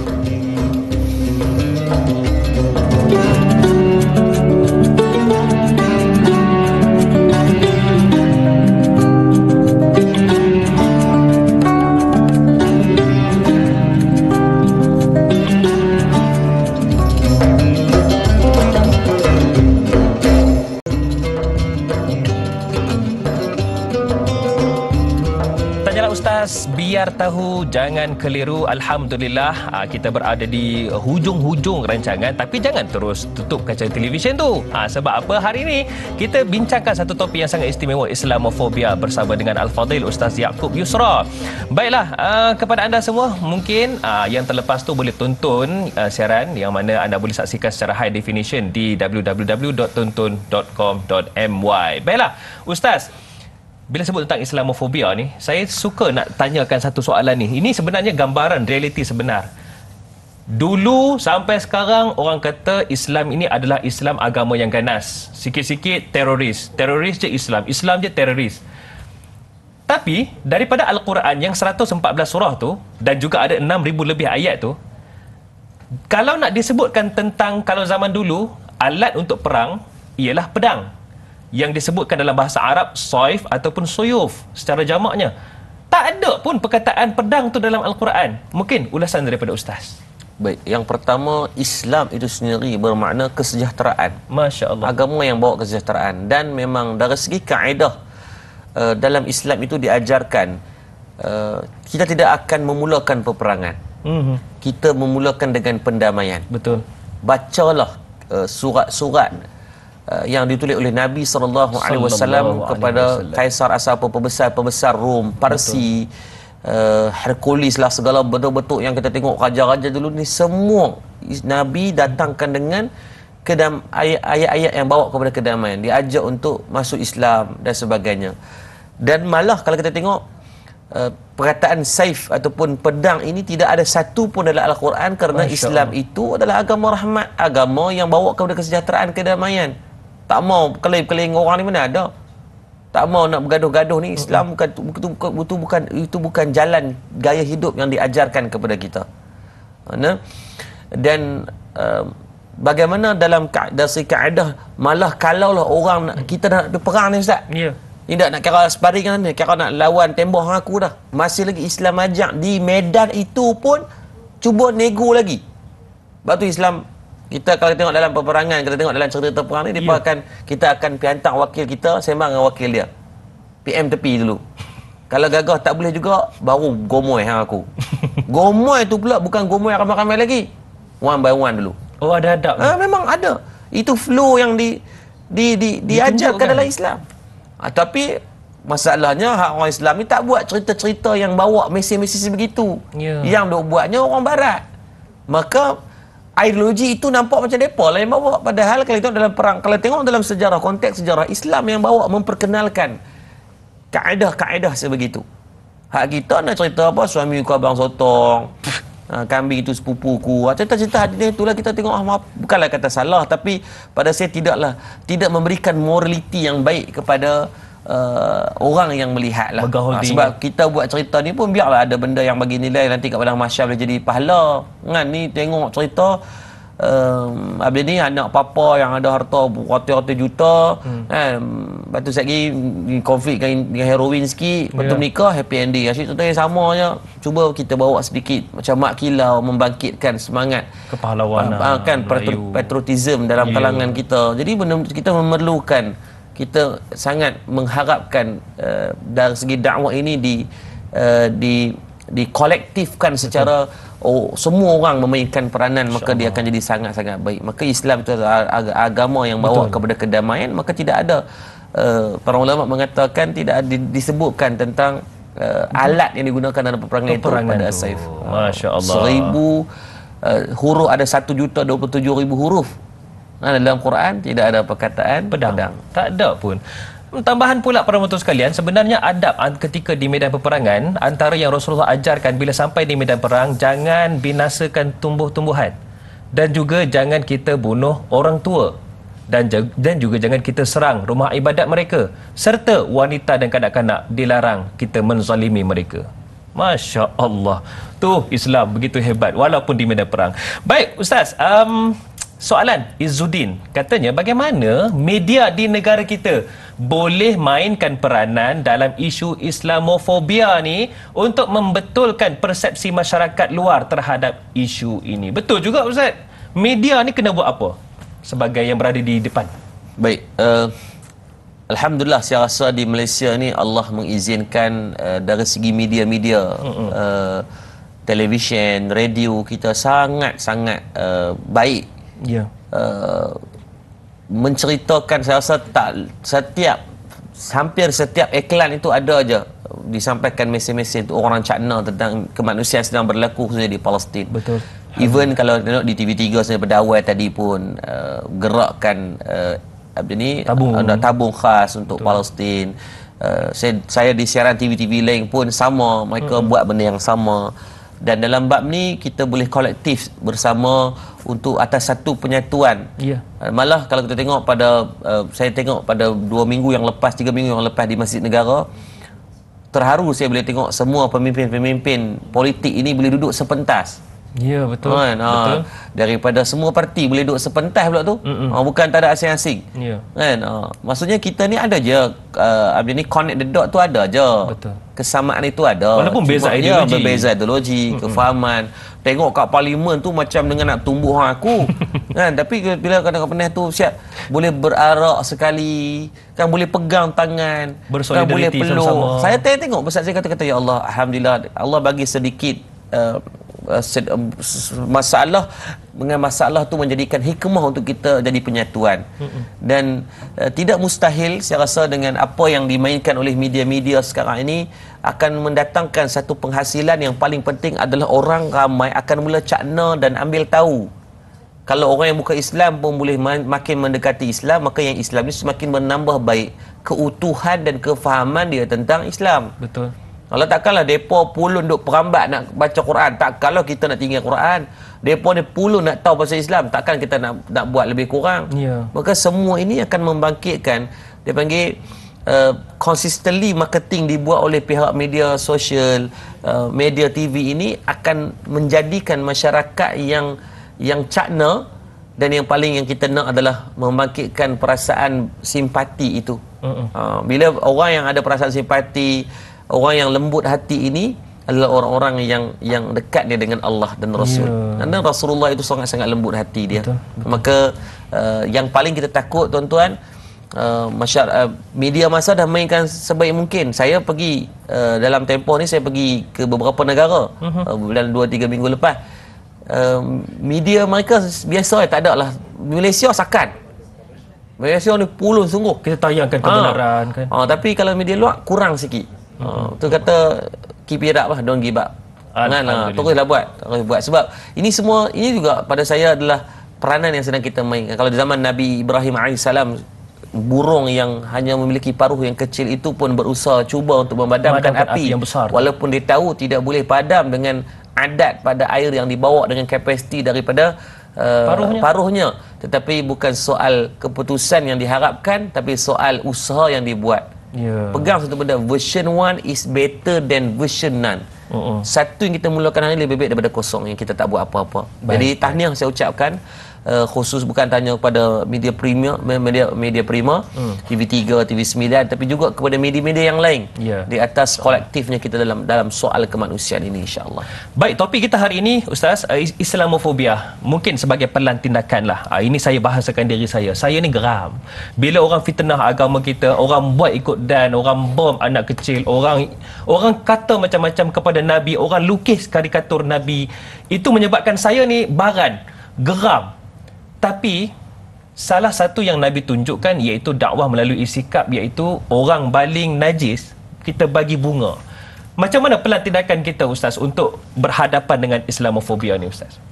Yang pertama, saya rasa benda yang paling mustahak dalam kita nak menangani dan kita faham dengan elok bahawa Islamofobia ini, yang paling mustahak saya adalah dari segi kesedaran dan pendidikan. Benda ini perlu dibuat secara bersama. Dia tak boleh buat Lone Ranger, tak boleh buat seorang-seorang. Untuk kita sentiasa memberikan fakta yang benar kepada anak-anak kita, kepada statistik yang betul agar kefahaman itu dibentuk daripada kecil. Saya ke Hungary pada bulan 4 bulan 5 bulan yang lepas lah. Saya ke Hungary, satu negara bukan Islam. Apa yang menakjubkan, kalau tuan-tuan tengok, nanti tengok akademi Lajos Kasai. Lajos Kasai ni adalah seorang horseback, pemanah berkuda yang terhandal di dunia lah. Beliau menang pingat ni, kalau tuan-tuan baca apa yang biodata dia, masih hidup ni. Lajos Kasai ni ditubuhkan satu akademi khas yang melatih orang-orang Hungary, orang-orang Kristian ini untuk mereka mahir untuk memanahkan kuda. Dari menulis buku tentang Are You Ready? Bila saya tanya soal spesifik tu, ready ni untuk apa? Dia kata ready untuk peperangan sebelum berlakunya kiamat. Dia lebih beriman pula. Dia tahu tentang bagaimana dia tahu tentang bagaimana nanti akan berlakunya EMP, yakni senjata-senjata ni kan tak boleh guna, maka mereka kembali kepada basic memanah berkuda, mereka siap buat senjata. Dia ada bow khas Ustaz, kasai. Tadi tuan-tuan cari, saya beli satu balik dengan Ustaz Usti PPZ Zakat kan. Ustaz Usti ni handal memanah juga. Jadi kami beli satu set daripada dia untuk kita nak tengok macam mana dia boleh ada ideologi tersebut. Maka pada saya kesedaran itu perlu. Kalau mereka dah melatih ribuan orang, kenapa tidak kita mulakan sekarang untuk latih diri dan anak-anak kita mengenal prinsip negara, mengenal jati diri yang paling penting. Yang kedua, gerak kerja yang kita boleh buat adalah macam disebutkan tadi, wala yajzi bi sayyi'atin sayyi'ah. Jangan membalas kejahatan dengan kejahatan. Mereka boleh provoke kita, mereka boleh buat macam-macam kita, jangan kita duk terjun buat benda yang sama. Balaslah dengan kebaikan. Dakwah maka dengan adab dan akhlak. Dan yang ketiga, gunakan media sosial ini sebaik mungkin. Semua kita akan didakwa di hadapan Allah kelak. Jangan duk share makanan yang hari-hari habis gemuk orang Malaysia. Kan? Habis obesity. Sebab orang duk share makanan ya, kan? Manfaatkan juga untuk kita kongsikan dengan fakta-fakta berkaitan kemanusiaan, fakta-fakta berkaitan dakwah, fakta-fakta berkaitan benda-benda yang boleh bawa kepada nilai tambah dalam kehidupan manusia. Oleh itu Ustaz, saya buat ni tak ada orang share pun, tak ada orang komen pun, tak apalah tuan-tuan. Kalau bukan manusia yang pandang, sudah pasti janji Allah itu benar. Faman ya'mal misqala zarratin khairan yarah. Pegang yang tu, sebesar zarah pun akan ada kebaikan. Jadi mudah-mudahan Allah memberikan kebaikan. Kita dah sampai pada penghujung rancangan, tak boleh nak ajak lebih-lebih. Minggu depan lah pula habis model aku nak cakap apa kan. Okey, mungkin doa ringkas daripada Ustaz sebagai penutup kita. Silakan Ustaz. Baik, insya-Allah sama-sama kita doakan kepada Allah bagi keberkatan. A'udzubillahi minasyaitonirrajim. Bismillahirrahmanirrahim. Alhamdulillahirabbil alamin. Hamdan yuwafi ni'amika fi mazidah. Allahumma ansuril Islam wal muslimin wa ikhwanina mujahidin khususan fil Palestin wa fi kulli makan wa fi kulli zaman fi ardhi rahmatika ya arhamar rahimin. Ya Allah, Tuhan kami, ampunkan dosa-dosa kami, ibu dan ayah kami, guru-guru kami, pemimpin-pemimpin kami, sama ada dalam keadaan kami secara kami tak sedar ya Allah. Ya Latif, lembutkan hati kami. Kami banyak buat dosa dan maksiat Allah. Tangan kami yang tadah pada pagi ini, tangan yang banyak melakukan kemaksiatan dan kemungkaran kepadamu ya Allah. Ya Allah, pada kami yang ada mak dan ayah, izinkanlah kami dapat berbuat baik dan berbakti kepada mereka. Perelokkan akhlak kami di hadapan mereka. Lunak dan rendahkan suara kami saat kami berbicara dengan mereka. Andai ada perkataan dan perbuatan yang pernah kami lukakan hati mereka, izinkan segera kami mohon kemaafan, kerana kami takut Kau akan mengembalikan anak-anak yang derhaka kepada kami nantinya ya Allah. Ya Allah, pada kami yang sedang menonton hari ini yang sakit, kesembuhkanlah penyakit-penyakit kami. Pada kami yang jahil, kurniakan kefahaman ilmu kepada kami. Pada kami yang makan harta haram, riba, rasa syubah, maka ampunkan semua dosa-dosa bagi kami. Ya Arhamar Rahimin, kurniakan kemenangan kepada umat Islam di seluruh dunia ya Allah. Khususnya kepada sahabat-sahabat kami sedang berada di bumi Palestin ya Allah, yang sedang ditekan, dibunuh, dicabul, dibuat segala bentuk kezaliman kepada mereka ya Allah. Ya Allah, kami letakkan Kau di belakang tengkuk musuh-musuh kami ya Allah. Gagalkanlah perancangan-perancangan jahat mereka ya Allah. Ya Allah, Kau satukanlah umat Islam seluruh dunia Allah. Rabbana atina fid dunya hasanah wa fil akhirati hasanatan wa qina adzabannar. Walhamdulillahi rabbil alamin. Taqabbalallahu minkum minna wa minkum taqabbal ya karim. Jazakallah. Terima kasih diucapkan kepada Ustaz Yaakob Yusra kerana sudi bersama dengan kami pada pagi ini. InsyaAllah minggu depan Ustaz akan bersama lagi Ustaz ya. InsyaAllah. Baiklah, para penonton sekalian, mudah-mudahan dengan apa yang Ustaz kongsikan itu bukanlah sekadar ilmu yang kita faham, tetapi ilmu yang dapat kita amalkan supaya Islamofobia itu dapat diperbetulkan view, agar mereka dapat lihat siratal mustaqim, jalan yang lurus dan indah ini, iaitu Islam. Saya Da'ai Hadari mohon permisi undur diri. Assalamualaikum warahmatullahi wabarakatuh. Jazakallah.